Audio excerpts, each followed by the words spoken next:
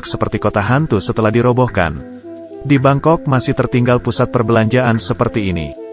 Setelah tempat ini dirobohkan, tidak ada yang bersedia untuk membangun ulang. Hanya mengosongkan barang di dalamnya. Sudah lama ditelantarkan.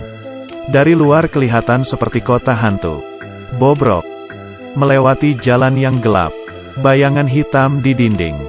Sangat menakutkan orang. Gedung yang bobrok. Dan tidak ada suara, tapi di kolam masih ada ikan yang hidup.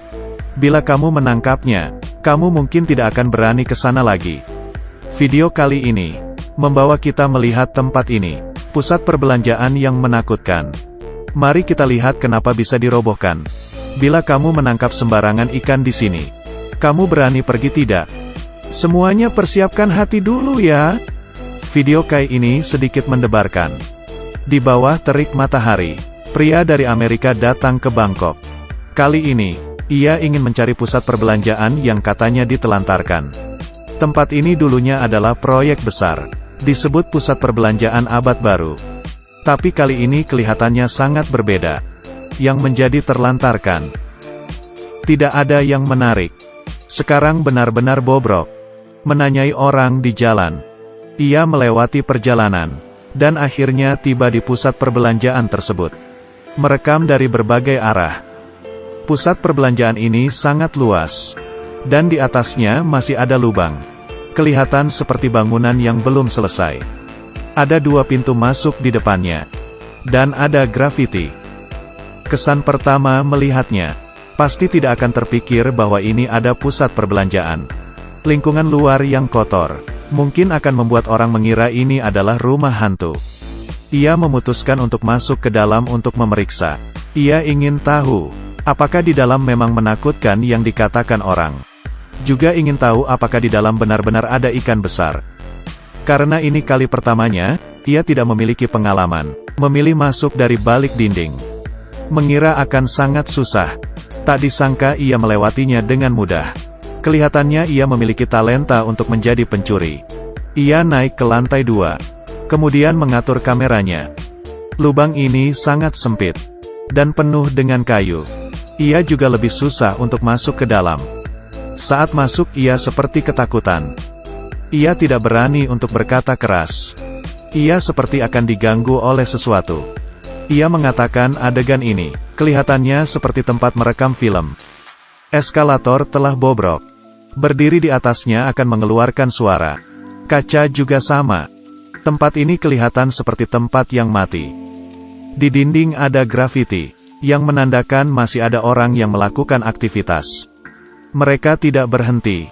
Dan turun ke bawah. Dinding yang berwarna coklat, dan tangga yang curam membuat jantungnya berdetak kencang. Bila tiba-tiba dari kamar, muncul suatu makhluk, maka akan sangat fantastis. Tiba-tiba ada sesuatu yang lewat. Ia pun langsung lari ke atas. Kali ini mereka datang ke lantai 2. Juga kamar yang bobrok. Lantainya juga bergenang air. Matahari yang menerpa. Sama sekali tidak memberikan rasa kehangatan. Tapi itu mencerminkan semacam kesejukan. Kemudian berjalan lagi. Mereka akhirnya sampai di lantai terbawah. Ia berkata, di bawah ini dulunya adalah air. Tapi sekarang air itu sudah mengering. Tapi di depan mereka masih banyak ikan. Termasuk ikan emas. Dan berbagai macam ikan lain.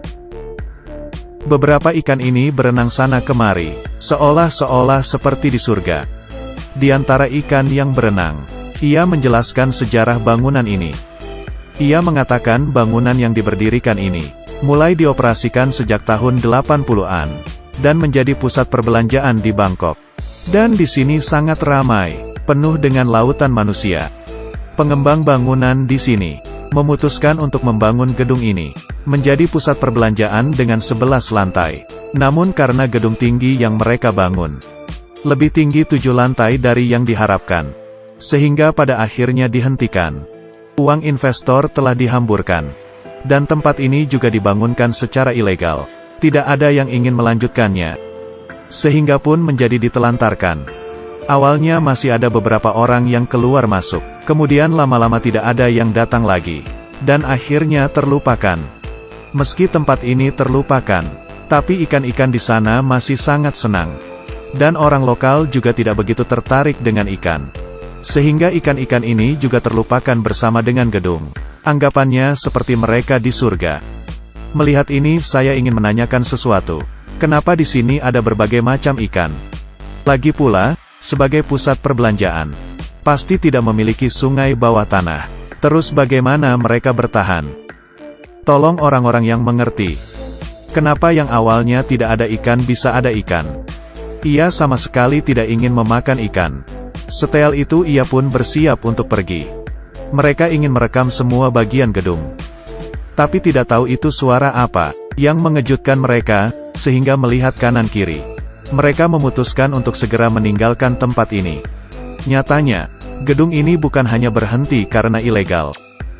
Tapi masih ada satu alasan. Di sini pernah terjadi kebakaran besar. Kebakaran itu sangat luar biasa.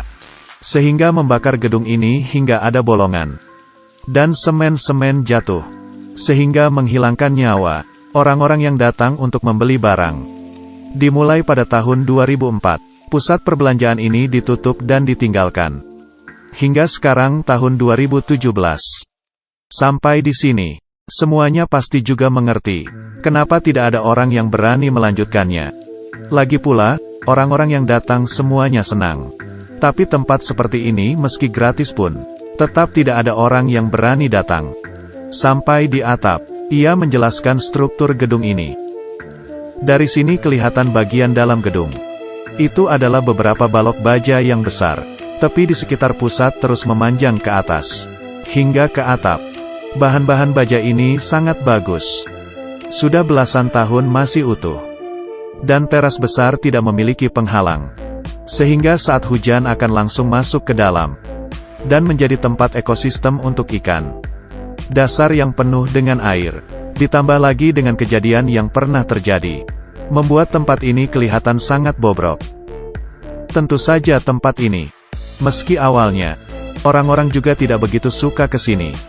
Karena tempatnya terlalu besar. Semuanya ada. Semua barang dijual di sini. Sehingga membuat pedagang kaki lima memasuki jalan buntu. Membuat mereka hingga makan saja tidak bisa. Sebenarnya tempat ini terlalu besar dan tinggi, yang sudah melebihi gedung agung. Itu adalah gedung yang mengandung iman. Dan orang lokal merasa pusat perbelanjaan terlalu tinggi. Yang menandakan tidak memberikan rasa hormat kepada gedung agung. Jadi banyak orang yang tidak menyukainya. Yang paling penting adalah, pendiri tempat ini sama sekali tidak ada formalitas hukum. Jadi karena alasan dari berbagai hal, sehingga harus berhenti. Mungkin juga karena berbagai alasan ini, mengakibatkan gedung ini menjadi seperti ini.